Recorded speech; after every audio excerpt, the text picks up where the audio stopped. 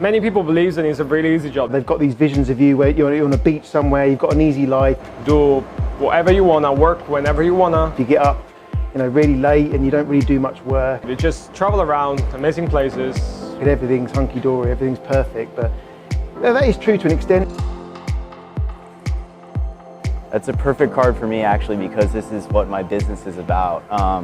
I live with a digestive disease called IBS or SIBO, small intestine bacterial overgrowth, and that's my main struggle, my main weakness. So sometimes it's a challenge for me to be a digital nomad. Struggles in terms of language barrier, cultural stuff. We're doing something totally the opposite of what society expects us to do. Connection, sometimes some places you really don't have good connections, and that's what you base your work on. So it's one of your foundations. And this is going to sound kind of weird if you've not experienced it, but it's actually too much freedom. It's when you have like unlimited choice, you can do absolutely anything that you want.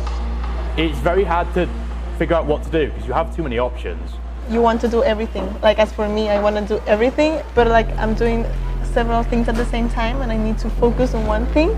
To just manage my day-to-day schedule based on what my work is like for that day. It can also be very difficult to be satisfied because the grass is always greener. There's always the next thing that you could do.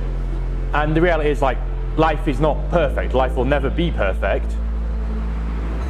So it's very, very easy to be chasing your tail around and kind of losing that sense of gratitude and contentment with where you are now. What like people think of you, I think that still like affects me sometimes. Like society expects you to have a home, to have a job, to have a place to work and live, and like to be like settled in one place. You have to find your clients, and there's always that uncertainty, if the work's going to still be there tomorrow. Whereas like if you're in a 9-to-5 job, with a fair degree of certainty that you can go into work and you have the work there and you'll get paid at the end of the month.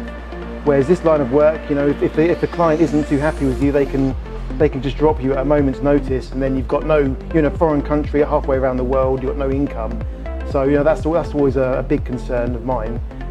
All the logistics of visas for countries, finding a place to live. When you go from one country to the next or when you're exploring a place, it's always a growth curve or a learning experience about how to live in the new place, or do I need a visa, where do I stay, how expensive is it going to be, and there's a lot of resources you can look at online, but that's always, I would say, something you have to figure out each time you go to a new place. One struggle I have to deal with is talking with my teammates who are on a different time zone. Because you're always going to be working related to a team. Specifically for me, team members that are 12 hours behind me.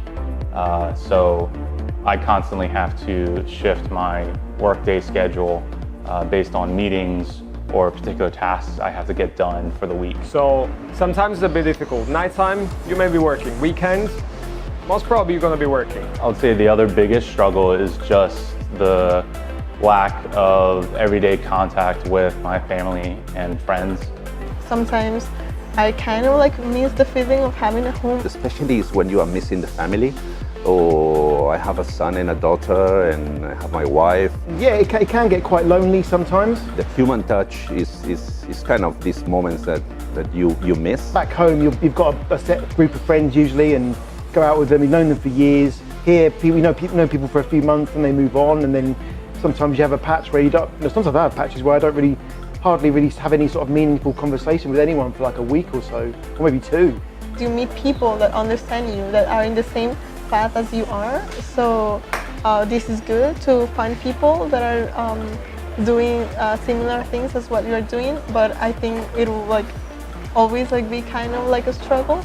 Last year, unfortunately, I was in Myanmar and my dad passed away. In that moment, it was really tough, but it's in that moment is when you need to think about what you are doing outside, that this is not a game, and this is part of your path, and this is part of what you want to do. One piece of advice that I would give to anybody who's wanting to be a digital nomad and wanting to live this kind of a lifestyle is just do it. It's a great lifestyle. I recommend it. What's the worst that could happen? If you end up, you go away for 6 months or 12 months and you don't like it, home'll still be there.